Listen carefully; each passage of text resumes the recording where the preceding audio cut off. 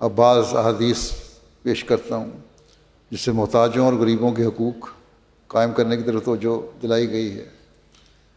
حضرت سعد بن ابی وقاص کو خیال ہوا کہ ان کو دوسرے صحابہ پر فضیلت ہے، تو نبی صلی اللہ علیہ وسلم نے فرمایا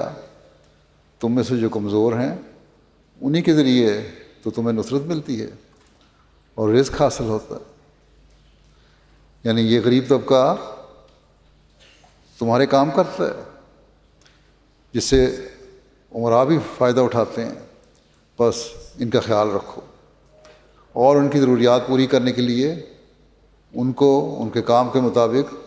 معاوضہ اور اجرت دو تاکہ ان میں کسی بھی قسم کی بے چینی پیدا نہ ہو۔ آج کل دنیا میں آئے دن کی ہڑتالیں ہوتی ہیں اور فساد ہیں، اس لیے ہوتے ہیں کہ لوگ شور مچاتے ہیں کہ ہمیں صحیح معاوضہ نہیں مل رہا۔ یہاں ان امیر ملکوں میں بھی یہ شور مچتا رہتا ہے، پڑھے لکھے لوگ مچاتے ہیں، کبھی ڈاکٹر سٹرائک پہ چلے جاتے ہیں، کبھی دوسرا عملہ سٹرائک پہ چلا جاتا ہے۔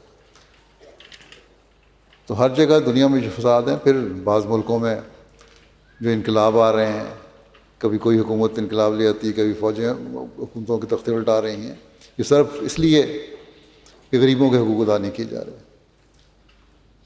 جو ان کو حق بنتا ہے ان کو دیا نہیں جا رہا، اور امیر اپنی تجوریاں بھر رہے ہیں۔ حضرت صلی اللہ علیہ وسلم کس طرح محتاجوں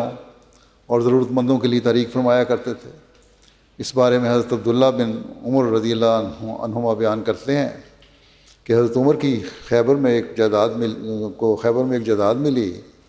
تو وہ نبی کریم صلی اللہ علیہ وسلم کے پاس آئے اور آپ کو بتایا، آپ نے فرمایا اگر تم چاہو تو اس کو صدقے میں دے دو۔ چنانچہ انہوں نے اس کو محتاجوں، مسکینوں، رشتہ داروں اور مہمانوں کے لیے صدقہ کر دیا، یعنی وقف کر دیا۔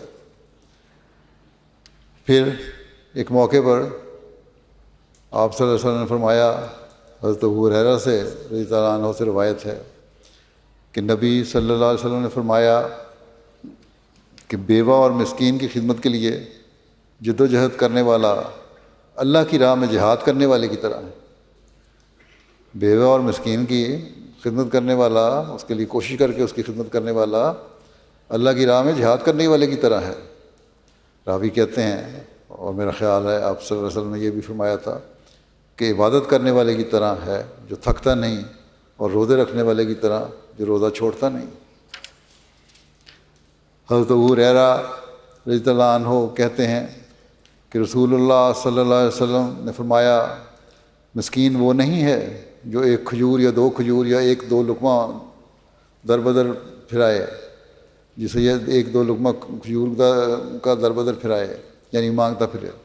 بلکہ مسکین وہ ہے، مانگنے والا مسکین نہیں کہلاتا، بلکہ مسکین وہ ہے جو لوگوں سے سوال نہ کرتا ہو اور نہ ہی لوگ اسے سمجھ پاتے ہوں کہ وہ مدد کا مستحق ہے کہ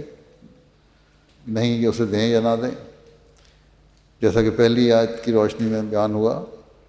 کہ ضرورت مندوں کی ضرورت کا خیال رکھنا ضروری ہے، صرف یہ نہیں کہ مانگنے والے کو دیا جائے۔ حکومت کو بھی اس طرح توجہ دینے کی ضرورت ہے، اور اس حدیث میں اس کی وضاحت ہے کہ مدد کے مستحق کو تلاش کر کے اس کی مدد کرو، یہ اصل نیکی ہے،